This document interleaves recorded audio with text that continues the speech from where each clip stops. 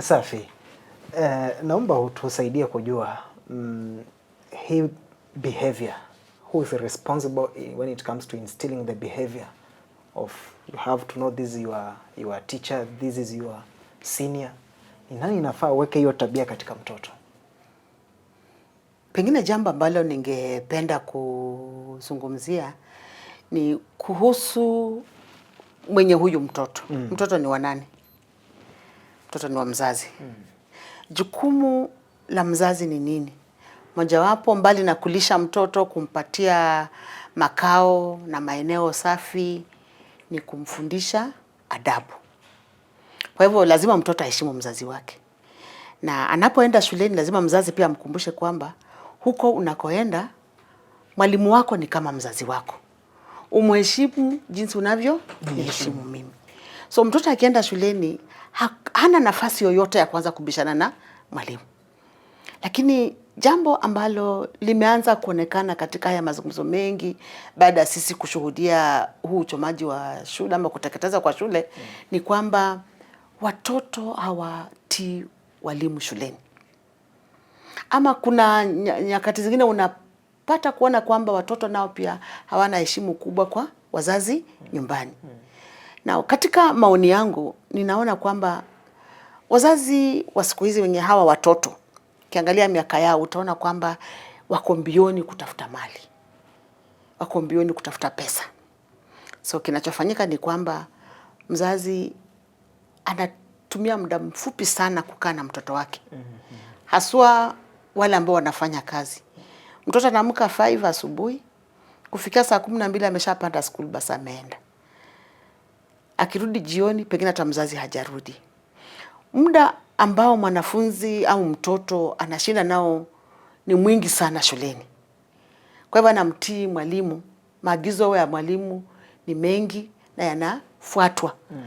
Kuliko ya huyu mzazi ambaye anakuja tu kwa muda mfupi jioni, akishe pengine kuna breakfast, ameleta mkate, ameleta mandazi.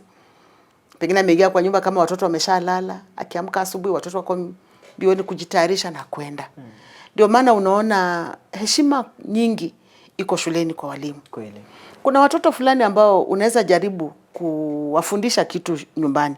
Pengine vile nilikuwa nimezungumzia kuhusu assignments, homework shuleni.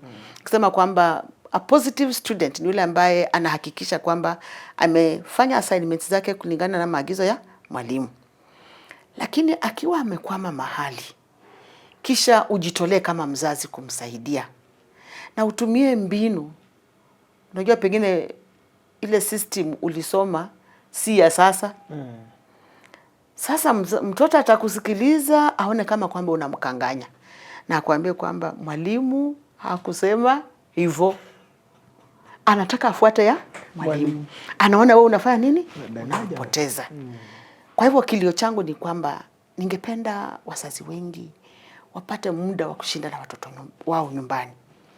Wafanye mambo pamoja. Unajua ukitaka kumfundisha mtoto ni njia moja ni kufanya vitendo fulani pamoja na huyo mtoto. Kama unataka ajue kukama ng'ombe, mkame na yeye. Kama unataka ajue kuosha vyombo, uchukue vyombo weke kwa sink, wewe unaviosha kwa sabuni na yeye anavinadhifisha akipanga pale. Kama unataka ajue kufagia ama kupanguza nyumba, mfagie pamoja, mgawane, yeye afagie huku na wewe huku. Hizo ndizo mbinu za kufundisha mtoto. You work together. Mtoto akilelewa huwa kama monkey. Monkey huitwaje katika Kiswahili? Nyani. Manake nyani akitenda hili mtoto wake hutenda lilo hilo. Hivyo ndivyo watoto walivyo. Sasa ukiona watoto wanaongea kwa lugha fulani ama watekeleza mambo kwa lugha fulani, haikosi mzazi wake anafanya haya. Ukiona mtoto anakuwa na mtazamo tofauti ama usiofurahisha kwa walimu, haikosi kwamba akiwa nyumbani mzazi wake anasengenya walimu naye. Anaona huyu mwalimu anajiringa sana. Mtoto akilalamika kidogo, mzazi ndio huyo. Inaleta negative attention not even attention, negative view ya mtoto kwa huyo mwalimu. So unaanza kuona watoto wanakataa kufuata maagizo fulani kutoka kwa mwalimu fulani na unashangaa. But lazima tuangalie mchango wa mzazi ni upi katika hayo mazungumzo. Lazima mzazi asupport mwalimu kila mara. Lakini shida nyingine ambayo naona tuko nayo ni kwamba wazazi tulio nao sasa walikuwa na matatizo katika ukuaji wao. Okay. Utapata wengi wao walizaliwa katika maeneo ya uhitaji. Kwa hivyo wazazi walikuwa wanasumbuka sana. Na utasikia mtoto au mzazi akisema kwamba sitaki mtoto asumbuke jinsi nilivyo sumbuka. Kwa hivyo anampatia kila kitu. Hataki mtoto asumbuke. Hataki mtoto aumie. Hataki mtoto aguswe. Pengine alichapwa sana. Pengine hata viatu hakuwa na. Unajua hawa wazazi ambao wanapenda kuambia watu kila mara kwamba I walked on foot. I walked on. Hai ni mambo yamepitwa na wakati. Hata ukiambia mtoto kwamba you used to walk on foot, so what? But was it wrong? Was it wrong? Si ilikufanya ukafanya kazi kwa bidii, and that's why you are where you are. Now, why are you avoiding situations where your child can face similar situations? Yes. So that the child can work hard. Lakini hatutaki hayo, tunaona kama tu na waumiza. So we are spoiling our children. We are overprotecting them. Mtoto hata hawezi kukaa kwa nyumba isiyo na mayai, hana simu, haina screen ya TV. So unapata a child moves from one screen to another. Kama haoni vitu vyake kwa TV, ako kwa mtandao, ako kwa podcast fulani, ako kwa Netflix fulani. All those little things, too much time spent on the screen dulls the brain. Sasa mtoto hakuna kinachotekenya akili yake. Yuko tu ataweka screen hapo, get entertained. Kama ni problem itakuwa created hapo kwa screen, itapelekwa climax, itakuwa solved, alafu itakuwa imemalizisha. Huo ni wake. Then ata move to something else. Yes. So every day kuna kitu anataka afanye. Na hiyo ni mojawapo ya vitu ambavyo vinaharibu akili za mtoto. We want a child who can think. Sio kwamba aende apate chakula mezani, ale aende. Hajui kimepikwa vipi, hakushughulika ama hakuhusishwa katika upikaji wa hicho chakula. Kazi yake ni kukila tu. Na hata wakati anakula mkono mmoja uko na hiyo screen yake, anakula. Akishashiba, anawacha, anaenda. Tena unabembelezwa ukule. Kama mama. Alafu jambo lingine ambalo ninaona ni hii story ya wazazi wamesahau majina ya watoto wao. Mtoto akizaliwa, wewe sikiliza, mtoto akizaliwa akiwa hospitalini, unapewa kitu kinaitwa notification. Yes. And you must give this child a name. In fact, ukizungumza nao watoto wanafundishwa shuleni kwamba they have a right to a name, to a parent, to a home. They have their rights to food. Wanajua, wanafundishwa shuleni. Tena in lower primary. Yes. Lakini unapata mzazi amefika mahali amesahau kwamba alipatia huyu mtoto jina. Kama ni mvulana, anaanza kuitwa nani? Kababa. Kama ni msichana, anaanza kuitwa nani? Kamama. So unasikia tu, mam, ukitendekeza mtoto kwa kiasi hicho, mtoto hatajua kwamba anafaa ajibidishe katika chochote. Maanake anajua kwamba jambo lolote likimshinda, atafanya nini? Atapiga simu. Anataka tu aitwe kamama. Anataka tu aitwe mam. Mimi huwa nataka kila mzazi aite mtoto wake jina. Jina ambalo ulipeana tu hospitalini. Na ambalo uliangalia katika jamii ukaona huyu nitampatia jina pengine la mama yako ama la nani? La jirani ama la shangazi. Lile jina tu ambalo mtoto huandika kwamba anaitwa hivi. Ita huyo mtoto hilo jina. On the other side of the coin. Yes. Unapata mtoto, mimi labda jina langu Nelson, estate wananiita Baba Kevo. Nelo. So mtoto pia kwa sababu anasikia plot wananiita Baba Kevo, yeye pia ananiita Baba Kevo. Na ni mtoto wangu. Kuna venye pia inachangia. Na yeye ndio Kevo. Na yeye ndio Kevo. Badala ya kuniita dadi ama babu, ananiita Baba Kevo. Na unapoitwa Baba Kevo unahisi vipi? Baya. Mtoto wangu ananiita Baba Kevo. Sasa makosa ni yako kama mzazi. Mtoto ajue kwamba mzazi ana jina lake katika hilo boma. Yeye ndio mwenye boma, yeye ndio mwenye kusema, yeye ndio mwenye mamlaka, yeye ndio mwenye jina la hilo boma. Na jina lako ni nani? Ni baba. Ajue ni mzazi wake.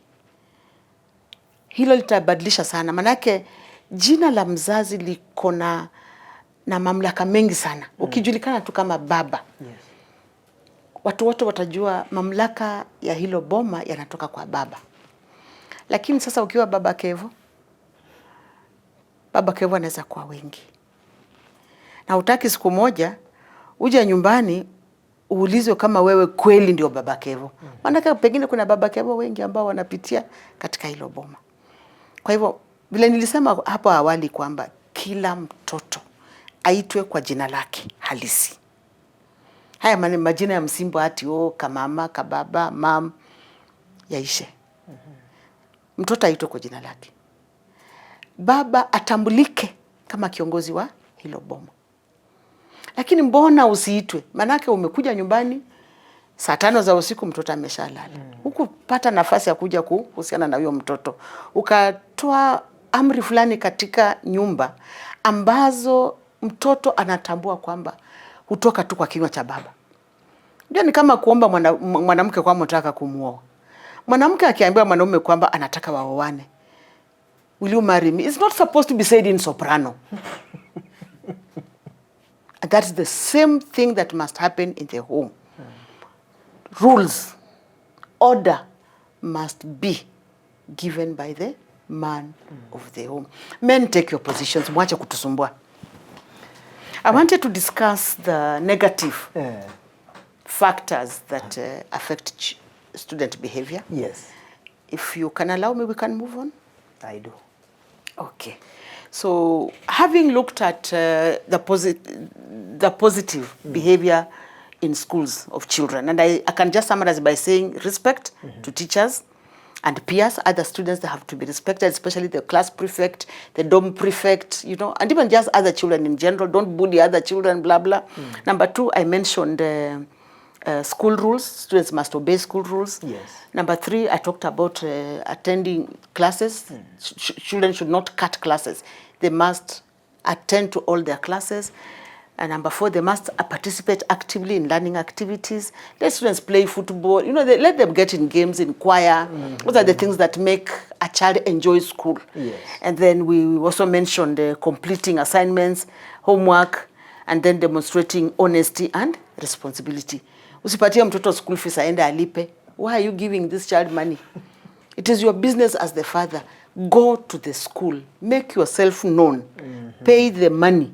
The child will know the person who has interest in my education is my father. Yeah. There's a difference between my dad and my father. So me, I want you to use the word father. Okay. Maybe. Dad in the Rafiki. That is the father. So it is among the mistakes zenye tunafanya leo. Mtoto akuite tu father, baba. You are the owner of the seed. A woman just carries the seed. So father must take control. So I was just summarizing that. Yes, yes. And then now let me look at the negative behavior that children exhibit in schools that can also cause poor behavior or truancy. Number 1, actually is truancy and absenteeism. Mtoto ambaye ataamua tu leo haendi shuleni. How do you as a parent process that? Ameamuka tu anasema mimi nasikia baridi.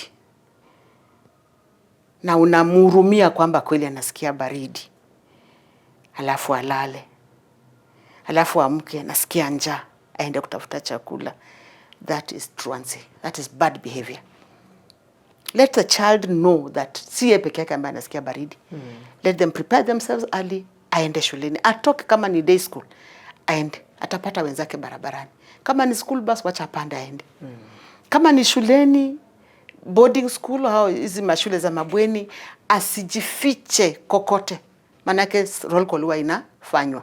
Na wewe kama mzazi, ile siku utafika shuleni, look for the class teacher. Try to understand huyu mwanafunzi huingia darasani kila siku. Na akiwa hapo darasani wanafanya nini? There are kids who can just come to school, waende wakae pale kwa kona pale nyuma, and they are just asleep half the time. Manake anaona amechoka sana. A child who feels education inamchosha is a truant child. Mwanafunzi ambaye hana interest na hayo masomo. Number 2, another bad behavior ni bullying and harassment of other children. Let us not have children who are bullying other children. Why does that child feel he's better or she is better than the others? Why are they bullying other children? And that's why this, an example of this thing of gayism is there, because, and lesbianism, kuna wale wanajiona they are stronger than the others. Yes. And therefore, if you are a girl, now you start behaving like you are too strong, you are manly. Therefore, you can be the man in the relationship. Then tunaanza kusema, oh, the kids are having this kind of practice. But where did it start? Bad behavior, negative behavior in the child. Until mtoto anajiona ana ubabe fulani katika kutekeleza mambo fulani, and that is wrong. When they harass other children. For instance, we were talking about this school that went on fire, went up in flames. We are told that there was a gang of lesbianism, but wanajiita malele. You know, that is truancy. Where did they learn that behavior? When you're having a child in the house, amefanya class 8 anaenda form 1, ama wanaenda hii grade 10 wameanzisha juzi, have you ever noticed such funny behavior in the child? Why is she now becoming a man when she goes to school? What has happened? That is negative behavior in a child. This is a child who didn't listen to the parent. And disrespect toward teachers and peers. A child who just answers a teacher roughly, negatively, and with a don't care attitude. That is a child who does not get tamed. Because the responsibility of a teacher alone is enough to tame a child. Is enough to make a child respect the teacher. Just the fact that there's the teacher-student relationship is enough. Because the child should know they are under the teacher. But akianza kuonekana kama kwamba anataka kutoshana. Nowadays our teachers are very young. Most of them maintain a very youthful look. So a young student will start feeling they are on the same level. That is a child who does not want to stay in school. Anataka kujilinganisha na mwalimu.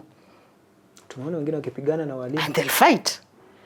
The others have seen boys who will say, oh, I saw a certain male teacher was tuning my girlfriend. In fact, one of the things we've been hearing, pedestrian information, ni kwamba some of the schools do not really have a reason to set the schools on fire.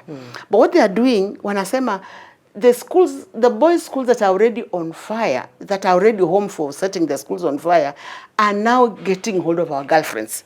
So tunataka tuchome yetu to go and protect our girlfriends from being taken by our peers from other schools. Now that is disrespect. That is negative behavior. Who told them that at their age they're supposed to be specializing in girls?